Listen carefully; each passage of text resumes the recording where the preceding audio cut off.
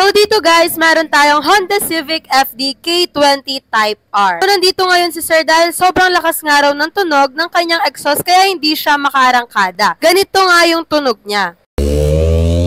Naka-cutback exhaust na si Sir nung binili niya tong sasakyan with dalawang free flow mufflers. And kaya nga sobrang lakas ng tunog nito kahit na may resonator na is dahil yung engine ni Sir ay K20. And guess what? Very rare nga lang yung mga ganitong engine ng Honda Civic dito sa Pilipinas. Kaya nga sabi rin ni Sir kahit na may mga kakilala siya na gustong bilhin yung sasakyan niya at kahit nagagalit na yung misis ni Sir sa sobrang ingay, hindi niya rin daw talaga ito maibenta.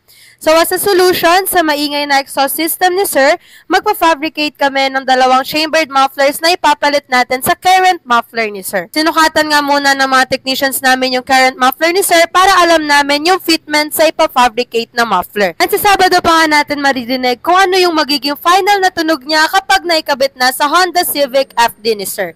Kaya stay tuned sa mga upcoming posts namin dito sa K-Racing Muffler. Kung isa ka ring car owner na may maingay na sasakyan at gusto mong patahimikin or tahimik na sasakyan na gusto mo namang paingayin, punta ka na dito sa K-Racing Muffler and we will give you the best exhaust for your car.